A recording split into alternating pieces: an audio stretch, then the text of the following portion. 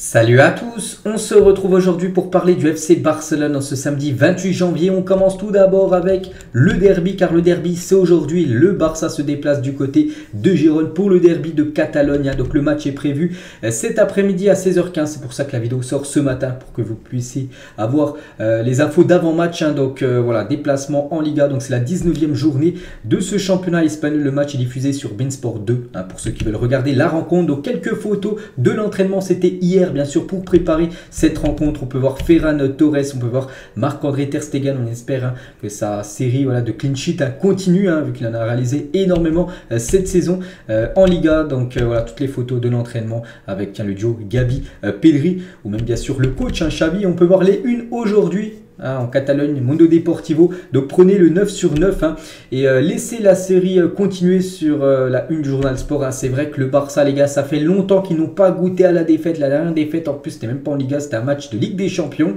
C'était contre le Bayern Munich, souvenez-vous, c'était le 26 octobre dernier. On est quand même le 28 janvier. Ça fait 3 mois que le Barça ne s'est pas incliné. Incroyable, cette magnifique série. C'est pour ça, laissez la série continuer de matchs sans défaite. Beaucoup de victoires, quelques matchs nuls. On espère que ça continue cet après-midi contre le voisin de Gérone. Et n'oubliez pas que le Barça jouera avec ce maillot spécial. Ça sera ce 4e maillot du Barça qui sera dévoilé, enfin que les joueurs porteront pour la première fois cet après-midi lors du derby. Et pour ceux qui veulent se l'offrir, le 4e maillot sera mis en vente dans les Barça Store à partir de samedi. Voilà, donc ils sont déjà en boutique. C'est ce nouveau maillot que je trouve plutôt beau pour les rencontres.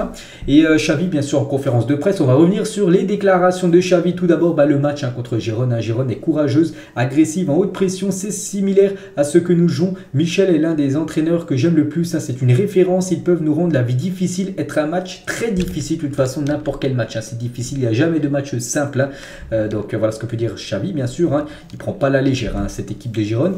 Il dit également l'équipe est incapable de tuer les matchs. Je crains de ne pas terminer les matchs, mais nous les gagnons. Ce qui est le plus important, nous devons valoriser la façon dont nous sommes cette année, car par rapport à l'année dernière, nous sommes en grande forme et nous sommes premiers de la Liga. Il dit que l'équipe est incapable de tuer les matchs. C'est vrai que souvent, il y a un 0, tout ça, et tu te fais peur jusqu'à la fin du match. Il faut clôturer, tuer les matchs, gagner 2, 3, 4-0. Puis voilà, le match à 60e minute, 4-0, ça y est, le match est gagné. Mais 1-0 jusqu'à la 90e minute, tu trembles parce que il peut toujours avoir un but de l'équipe visiteuse, puis tu concèdes le match nul.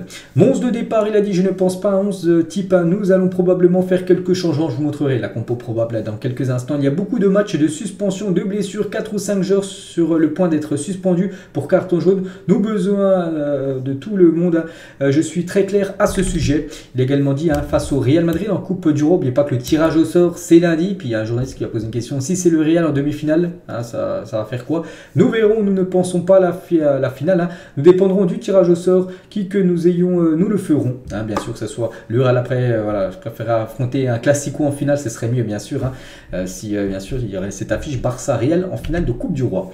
Nous sommes dans un beau moment, sauf pour la Ligue des Champions. Nous sommes bien placés en championnat, en coupe et avec un en Super Coupe, nous pouvons faire une belle saison, bien sûr. Il a également parlé du contrat de Dembélé. Pour moi, il est important, il est différent et fondamental à l'équipe. C'est difficile de trouver des joueurs aussi décisifs dans des situations individuelles. Le club le sait. Depuis que nous sommes ici, il est à un niveau extraordinaire. J'espère qu'il restera ici pendant de nombreuses années. Voilà ce que dit quand même le très beau message quand même de Xavi envers Ousmane Dembélé. On a parlé hier que le Barça aimerait le prolonger. On en reparlera un peu tout à l'heure. L'enregistrement du contrat de Gavi et Araujo, il a dit nous sommes calmes. C'est ce que Matteo Calimani et Jordi Cruyff me disent. Je ne pense pas que cela les affectera. Le problème sera résolu sans plus tarder. Ils sont tous les deux calmes et confiants de jouer pour le Barça et ils en profitent. Il a également parlé de Ferran Torres. Donc ce soir, il est suspendu. Il va bien. Ferran s'entraîne toujours bien. Il n'abandonne jamais. Il est un exemple que les choses se passent bien ou mal. C'est une garantie car il donne tout. J'ai une confiance énorme en lui. Il manque des buts, mais il s'entraîne bien. Donc voilà, comme du côté du Barça, beaucoup de supporters sont quand même très surpris du niveau très faible quand même de Ferran Torres. Mais bon, pour Xavi, il dit qu'il s'entraîne bien, tout ça. Mais bon, il doit faire beaucoup plus, tout le monde le sait. Toujours avec Xavi, l'avenir de Busquets. Nous n'avons pas parlé de son avenir, nous l'avons fait il y a longtemps. C'est l'un des meilleurs pivots de l'histoire, il est fondamental pour moi. Même s'il est sous-estimé, j'espère qu'il se sent assez fort pour continuer. Mais c'est à lui de décider ce qu'il veut faire de son futur. La meilleure position d'Araujo, il a dit pour moi la position idéale est le défenseur central droit. Et il a beaucoup grandi en termes de contrôle du ballon. Il est beaucoup plus confiant, il se sent fort. Ce n'est pas étrange qu'il joue comme arrière latéral. Hein. Donc voilà, il préfère le mettre arrière latéral et mettre plutôt Christensen et Jules Koundé hein, dans l'axe. Du coup, voilà, Koundé plus dans l'axe et Araujo, défenseur droit. Vous verrez qu'il n'y a pas de 11 de départ. Hein. Souvent, le joueur qui entre à la 60e minute décide du match. Hein. Les joueurs doivent comprendre que maintenant, il y a 5 remplaçants et que tout peut changer. Personne ne devrait se sentir comme un titulaire ou un remplaçant, hein, tout simplement. Toujours avec Xavi, hein, Marcos Alonso, qu'on parlera là tout à l'heure. Nous sommes très contents de Marcos. Il s'est adapté, il est fiable et a fait ses preuves. Hein. Il a la maturité pour jouer à de nombreux postes. Hein. C'est une recrue de haut niveau et un joueur très important pour l'équipe hein, concernant Marcos Alonso, qu'on va parler là, vu qu'il a prolongé son contrat. Signé un nouveau latéral droit, il a dit l'équipe est très bien constituée, à part Bellerin, hein, nous n'avons pas de latéral naturel, mais nous avons de très bonnes options. Hein, voilà, par exemple Araujo ou même Jules Koundé hein, qui peuvent dépanner hein, sur ce poste de défenseur droit. Pedri joue son 100e match pour Barcelone hein, cet après-midi. Hein. Il a un présent et un avenir brutal. Hein, et pas seulement lui, hein, nous avons une génération de très jeunes joueurs et de très bons joueurs. Hein. Pedri est l'un d'eux. J'ai vu son talent dans très peu de joueurs. Hein. Nous devons faire en sorte qu'il se sente aimé hein, du côté du club et qu'il reste le plus longtemps, pourquoi pas toute sa carrière hein, du côté du Barça. Bien sûr, ça serait énorme hein, de le conserver pendant plus de 15 ans. Hein. Il parle de Ter Stegen, hein. J'ai dit qu'il est parmi les 3 meilleurs du monde, hein. Sinon le meilleur. Hein. Pour le Barça, à cause de notre façon de jouer, il est le meilleur. Il choisit toujours bien, joue avec ses pieds, toujours choisit le 3e homme. Hein. Donc voilà ce que peut dire hein, Xavi sur Ter Stegen. Il parle aussi de Gavi, hein. C'est une pure passion. Il motive, il est contagieux, il a une personnalité à 18 ans qui surprend. L'âme qu'il met dans tout est bestiale en gros. Ouais, il donne tout sur le terrain, c'est que ça se voit hein, bien sûr chaque week-end. Hein. Recevoir des critiques et des éloges, il a dit c'est formidable qu'ils disent maintenant que je suis l'entraîneur de la nouvelle ère hein, du FC Barcelone. Il n'y a pas de juste milieu au Barça, cela m'est déjà arrivé en tant que joueur. C'est pourquoi j'ai un équilibre émotionnel hein, par rapport à tout ce qu'il peut entendre hein, Xavi. Hein. Nos options offensives, hein, nous avions 6 attaquants purs et maintenant nous en avons 5 hein, avec le départ de Memphis Depay. Il y a des alternatives, hein, Baldé, Alba, Roberto peuvent aussi jouer comme ailier. Bon voilà, Roberto, hein, c'est pas non plus le feu, mais bon voilà, il dit que c'est des alternatives. Hein. Comme les milieux de terrain, je suis content de l'équipe, je ne le fais pas besoin. Enfin, j'ai pas besoin de plus hein, pour l'instant. Il se plaît très bien avec cet effectif-là. Hein, donc, il veut plus des recrues. Ça sera l'été prochain. Il parle de Fati. Hein, il est à l'aise près du but, mais il peut jouer dos but 1 contre 1. Il peut jouer au centre ou sur les côtés. Bon, il peut jouer en numéro 9 ou même bien sûr sur les côtés. Hein, ailier droit ou ailier gauche. En dessous Fati. Hein. La condition physique de Dembélé, il dit on essaie de faire en sorte hein, qu'il ne se blesse jamais. On fait du travail de contrôle de charge, du travail de gym au gymnase. Hein. Il a changé d'avis. Il est content. Il se sent aimé et heureux et c'est important, je lui donne la confiance, je suis ravi de lui depuis le premier jour, hein, depuis qu'il est arrivé, depuis plus d'1 an et demi, vraiment il est très très content hein, de la performance et de ce qu'apporte hein, voilà, Dembélé au club. Arnaud Martinez, hein, c'est un joueur de Gérone, hein, c'est un très bon arrière latéral, très doué, fort dans le duel avec beaucoup de personnalité, il est très intéressant hein, ce joueur, Arnaud Martinez.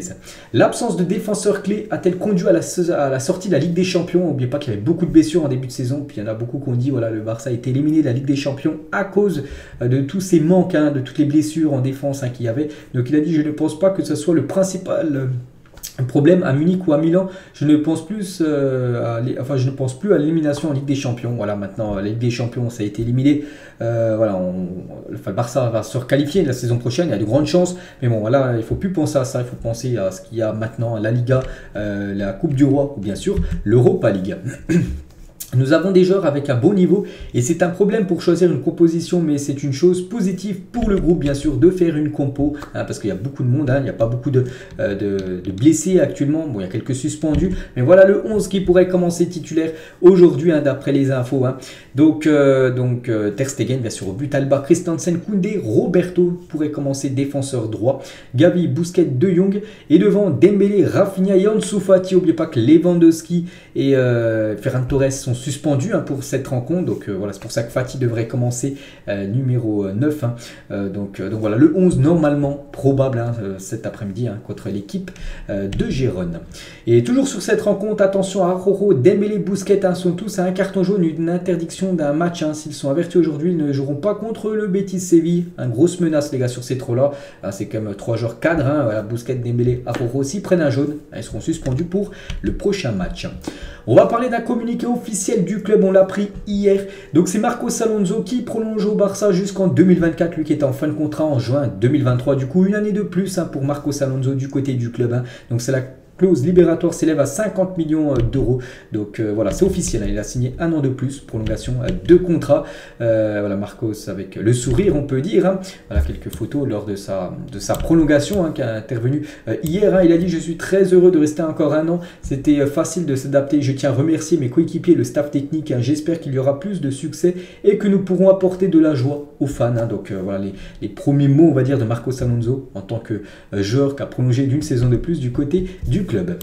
Et le Barça va-t-il de nouveau pousser Jordi Alba vers un départ cet été? Alejandro Balde et Marcos Alonso ayant prolongé ou bientôt, parce que pour Alonso c'est acté et Balde c'est bien parti. Donc c'est vrai que pour le défenseur gauche Jordi Alba, peut-être avec cette prolongation de Marcos Alonso, ça veut peut-être dire que le Barça ne compte plus trop sur Jordi Alba l'été prochain. On va parler des autres joueurs qui pourraient prolonger ou non. Tout d'abord, Busquets. Un des premiers contacts ont eu lieu pour le renouvellement de Busquets et Sergi Roberto. Xavi veut qu'ils continuent tous les deux, mais seul Roberto a été clair sur son désir de rester jusqu'à présent. Sergi Roberto l'a dit. Lui veut rester. Concernant Busquets, pour l'instant, il n'a rien dit, Busquets. Donc Barcelone veut renouveler Busquets pour une saison de plus, mais le joueur devrait réduire son salaire et la décision finale appartiendra au joueur. Tout est ouvert, même si le Barça veut le renouveler. Donc il devrait prendre, normalement, j'entends quand même depuis quelques temps, prendre sa décision au mois de février. Donc en 2028, là, dans quelques jours, il devrait enfin dire s'il veut prolonger ou non. Parce que s'il ne veut pas prolonger, le Barça va devoir commencer à chercher des alternatives pour le remplacer. Bon, ça ne sera pas cet hiver, ça sera l'été prochain. Concernant Roberto, donc Xavi veut le prolonger. Pour une autre année, Xavi pense que sa polyvalence et son expérience sont essentielles pour l'équipe et le joueur veut continuer. Bien que Xavi veuille que Roberto reste, il y a des doutes au sein du conseil quant à son renouvellement. Donc voilà actuellement la situation de Sergi Roberto. Concernant Hector Bellerin, donc lui ne devrait pas prolonger. Il n'est pas dans les plans de Xavi. Sa continuité la saison prochaine est presque exclue. Donc il est en fin de contrat en juin prochain et voilà, il devrait quitter le club. Donc Pavard et Foyt sont les noms que le club continue de suivre pour remplacer Hector Bellerin qui devrait ne pas être conservé. Concernant Dembélé, le Barça va entamer des négociations pour renouveler Dembélé. Le joueur veut continuer. Le Barça veut éviter que le joueur n'entame la dernière année de son contrat sans renouveler, avec le risque de partir en agent libre à la fin de son contrat. N'oubliez pas qu'il est en fin de contrat en juin 2024. Donc voilà, le Barça aimerait le prolonger avant l'été prochain, comme ça, parce que s'il entame octobre, novembre, là il entamera sa dernière année de contrat du côté du Barça. Ils veulent pas que ça se reproduise comme ce qui s'est passé l'année dernière où c'était compliqué bien sûr pour le prolonger. Il avait prolongé quand même en dehors de sa période où il était sous contrat. Concernant le jeune Gavi, le Barça tentera d'inscrire Gavi dans l'équipe première jusqu'au 31 janvier. C'est une priorité absolue parce que pour l'instant, il n'est toujours pas inscrit officiellement dans l'équipe première. Bon, il peut jouer avec l'équipe première, ça c'est plus important, mais officiellement il n'est toujours pas inscrit et le Barça aimerait l'inscrire avant le 31 janvier. Sinon, il sera inscrit peut-être l'été prochain, bien sûr, pendant la prochaine période de mercato. La Liga a informé le Barça qu'il devait réduire sa masse salariale de 150 voire jusqu'à 200 millions d'euros pour la saison prochaine. En gros, il y a des trop gros salaires du côté du FC Barcelone et il va falloir descendre quasiment à 200 millions d'euros. Bon, c'est beaucoup, c'est énorme, voilà, de trouver 200 millions d'euros. On fait une baisse de 200 millions d'euros sur tous les salaires du club. Ça ferait des grosses baisses de salaire de tous les joueurs. Voilà, une alternative. C'est pour ça que des fonds pourraient être levés. Hier, j'avais parlé que peut-être la chaîne Barça TV pourrait être vendue pour récupérer de l'argent pour que voilà, la Liga soit un petit peu moins sur le dos, on va dire, du club. Regardez les revenus match day, donc en gros c'est les revenus de match, jour de match au Camp Nou, donc à domicile, en millions d'euros générés en 2022 par les 16 clubs les plus riches. Et le Barça est à la 5e position. Donc 103 millions d'euros récupérés le jour des matchs, avec par exemple la billetterie, quand voilà, le club vend les billets de match, avec la buvette, avec les boutiques qui marchent le jour de match, les produits dérivés, les maillots, tout ça. Donc ça, le Barça a récupéré plus de 103 millions d'euros sur toute l'année dernière, donc c'est pas mal. Il y a seulement 4 clubs qui ont récupéré plus d'argent. Regardez le top 10 des footballeurs les meilleurs au monde de l'année dernière, c'est d'après le Guardian, donc un journal britannique. Et le premier, c'est Messi, légende, mais surtout le 7e, les gars, c'est un joueur du FC Barcelone, c'est Lewandowski, classé 7e. Donc dans ce top là, c'est le top 10, c'est le top 100, on peut voir Lewandowski 7e, Pedri 19e, Gavi 37e, Dembélé 69e et Frenkie de Jong 89e. Donc on peut voir 5 joueurs du FC Barcelone dans le top 100 des meilleurs joueurs actuellement au monde, enfin sur l'année dernière. Donc voilà, et le trio de tête, j'ai dit, c'est Messi, Mbappé, Benzema et Messi en première position. Léo Messi, légende du côté du Barça, c'est sur l'année dernière lui le meilleur joueur au monde. La Pulga, et n'oubliez pas Messi de l'année 2010 jusqu'à l'année 2020 où il évoluait du côté du Barça, il a marqué 579 buts, c'est énorme bien sûr, les chiffres monstres de Léo Messi.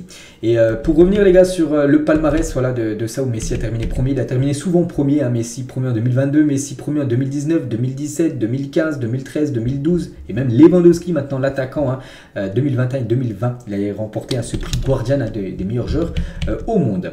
Et toujours tiens avec Messi, même s'il joue plus au Barça, ça reste une légende. Mais bon, il devrait prolonger l'aventure du côté du PSG, parce que c'est qu'on entend depuis quelques mois est-ce qu'il fera son retour ou non. Mais bon, voilà, d'après les dernières infos, il devrait prolonger l'aventure parisienne.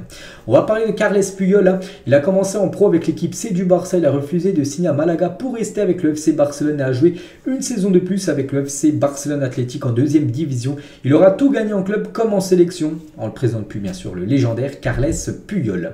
Et on finit les gars cet épisode aujourd'hui avec des nouvelles de Dani Alves. Je vous l'ai dit, dès que j'ai des infos, je vous les envoie.